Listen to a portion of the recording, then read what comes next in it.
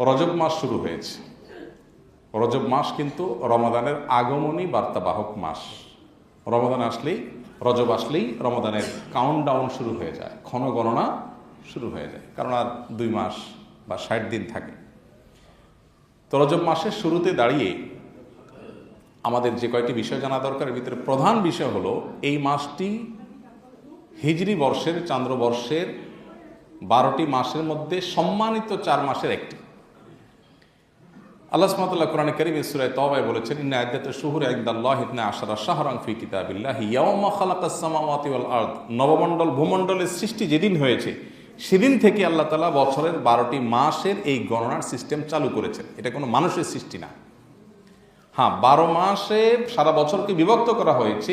এই মাসগুলোর নাম বা ক্ষণ গণনার শুরু এগুলো এক একাঞ্চল এক এক ঘটনাকে কেন্দ্র করে মানুষ শুরু করেছে, কিন্তু পুরো বছরকে 12টা মাসে বিভক্ত করা এটা নবমণ্ডল ভূমণ্ডল সৃষ্টির প্রথম দিন থেকেই আছে। আল্লাহ তাআলা সেই ইতিহাস কোরআনে উল্লেখ করে এরপরে বলেছেন এই 12 মাসের মধ্যে 4টি মাস আছে সম্মানিত।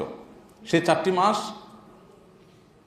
এর মধ্য থেকে 3টা হলো ধারাবাহিক, জিলকদ, জিলহজ, মুহররম, হিজরি বর্ষের 11, 12, 1 এই 3 মাস। আর চতুর্থ মাসটা হলো এই রজব মাস, যে মাসে আমরা এখন আছি। সম্মানিত মাস হিসাবে এই 4টি মাসের একটা বিশেষ মর্যাদা আছে। তাহলে আমরা কি করবো এই মর্যাদাপূর্ণ মাসে? বিশেষ কোনো করণীয় নেই, রুটিন যে কাজগুলো আছে এগুলোকে বিশেষ গুরুত্বের সাথে শুধু করা, যে সম্মানিত মাসের সম্মান রক্ষার্থে করা। ধূমপান করা খারাপ কাজ, সবসময় খারাপ কাজ, কিন্তু শ্বশুরের সামনে, বাপের সামনে, মুরব্বীর সামনে করাটা আরো বেশি খারাপ। আমরা অন্য সময় গুনাহ করবোই না, সম্মানিত মাসগুলোতে গুনাহ থেকে বাঁচার জন্য এক্সট্রা কেয়ার করব। বাস এটাই হলো সম্মানিত মাসের সম্মান প্রদর্শন করা। আল্লাহ সুবহানাহু ওয়া তাআলা কোরআন কারীমে সূরা তাওবায় বলেছেন, যালিকা দ্বীনুল কাইয়্যিম ফালা তাযলিমু ফীহিন্না আনফুসাকুম। এই সম্মানিত মাসগুলোতে তোমরা নিজেদের প্রতি নিজেরা পাপাচার করে তোমরা নিজেদের প্রতি জুলুম করিও না। তার মানে এই মাসগুলোর সম্মানার্থে পাপাচার থেকে বেঁচে থাকার জন্য বিশেষভাবে যত্নশীল হওয়া হলো আমাদের কর্তব্য। আর এই যে সম্মানিত মাস যাচ্ছে, এই কথাটা আপনার মাথায় যদি মাঝে মধ্যে থাকে যে এটা সম্মানিত মাস অতিবাহিত হচ্ছে, এটাই এনাফ ইনশাআল্লাহ। সম্মানিত মাস যাচ্ছে সেই হিসাবে আপনি একটু নড়ে চড়ে বসলেন, আপনি একটু আমলের ব্যাপারে বিশেষ যত্নশীল থাকলেন, গুনাহ থেকে বাঁচার পরে বিশেষ মনোযোগী হলেন, বাস এটাই হলো সম্মানিত মাস উপলক্ষে আপনার করণীয়।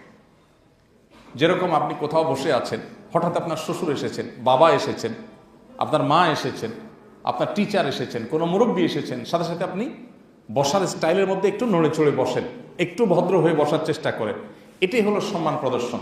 ঠিক একইভাবে সম্মানিত মাস এসেছে এই ধারণাটা আপনি মাঝে মধ্যে আপনার মাথায় আপনি উপস্থিত করলেন যে হ্যাঁ এখন সম্মানিত মাস চলছে, এটা মনে করে আপনি একটু নড়ে চড়ে বসলেন, আপনি একটু আমলের পর বিশেষ মনোযোগী হলেন, বাস এটুকু এনাফ। আলাদা বিশেষ কোনো করণীয় নাই। এ মাসের যুদ্ধ বিগ্রহ সম্পর্কে আল্লাহ সুবহানাহু ওয়া তাআলা বলেছেন, ইয়াসআলুনাকা আনিশ শাহরিল হারামি কিতালিন ফীহি কুল কিতালুন ফীহি কাবীর। এ মাসের যুদ্ধ বিগ্রহ করা সম্পর্কে আল্লাহ সুবহানাহু ওয়া তাআলা কোরআনে বলেছেন এটা কবিরা গুনাহ, অপরাধ।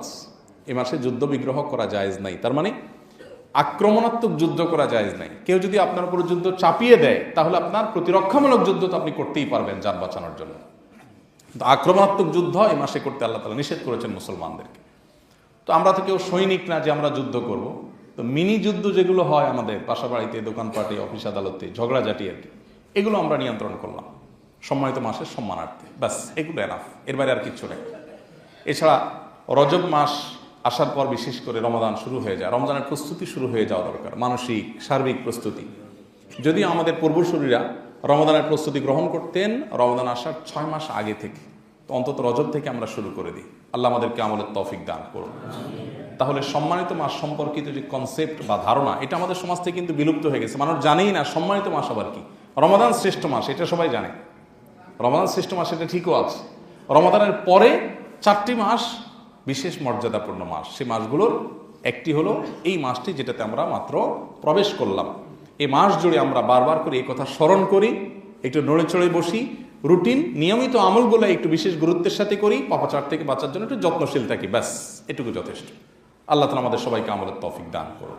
রজব মাসের সম্মান রক্ষা করা, মর্যাদাপূর্ণ মাসের মর্যাদা রক্ষা করা, এবার আমরা সচেষ্ট থাকবো। আল্লাহ আমাকে আপনাকে আমাদের সবাইকে আমলের তৌফিক দান করুন। রজব মাস আসলে অবশ্য একটা বিষয় আমাদের মাথায় বা স্মৃতিপটে ভেসে আর উঠে, সেটা হলো আমরা বেশিরভাগ লোকই রজব মাস আসলে এই মাসকে জানি হলো মেরাজের মাস হিসেবে, তাই না? নবী করিম সাল্লাল্লাহু আলাইহি সাল্লামের জীবনে অলৌকিক একটি ঘটনা ঘটেছে যে রাত্রিবেলায় আল্লাহ সুবহানাহু ওয়া তাআলা তাকে মক্কা থেকে বাইতুল মাকদিস থেকে ঊর্ধ্বাকাশে গিয়ে জান্নাত, ঊর্ধ্বাকাশে বিভিন্ন নবীদের সাথে সাক্ষাৎ, আল্লাহর সাথে সাক্ষাৎ করে আবার ফিরিয়ে দিয়েছে। এই ঘটনা নবী সাল্লাল্লাহু আলাইহি ওয়াসাল্লামের জীবনে ঘটেছে। এই ঘটনাটা রজব মাসের 27 তারিখে ঘটেছে বলে লোকমুখে অনেক বেশি প্রচলিত আছে, মর্মে একটি বর্ণনাও আছে, কিন্তু সেই বর্ণনাটা বিশুদ্ধতার সূত্রে, বিশুদ্ধতার মানদণ্ডে উত্তীর্ণ নয়, সেটা সহি বা বিশুদ্ধ বর্ণনা নয়। তবে এটা ঠিক যে প্রসিদ্ধ মত হলো এই মাসেই নবী সাল্লাল্লাহু আলাইহি ওয়াসাল্লাম মেরাজ হয়েছে, যদিও এর বিপরীতে আরো শক্তিশালী মত আছে, যেমন রবিউল আউয়াল মাসে, রমাদান মাসে মেরাজ হয়েছে। এই ঘটনাও, এই বর্ণনাও অনেক ঐতিহাসিকগণ, অনেক মুহাদ্দিসগণ বর্ণনা করেছেন। সো রজব মাস নবী সাল্লাল্লাহু আলাইহি ওয়াসাল্লাম হিজরতের আগে মক্কায় ঘটেছে, হিজরতের কয়েক মাস আগে, এ ব্যাপারে কোনো সন্দেহ নাই।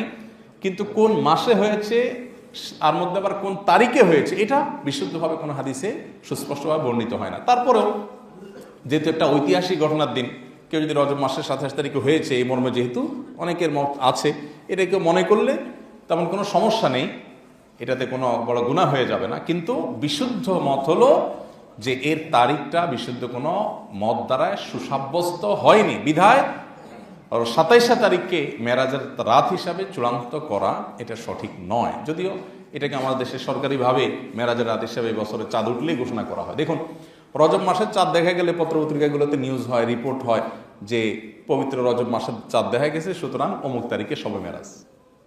যেটা বিশুদ্ধ এবং অকাট্যভাবে প্রমাণিত নয়, সেটা খুব ভালো করে নিউজ হয়। অথচ রজব মাস সম্মানিত 4 মাসের একটি, এটি বুখারী সহ সব হাদিসের কিতাব বর্ণিত আছে, কোরআনে আল্লাহ তাআলা সম্মানিত মাস সম্পর্কে বলেছেন।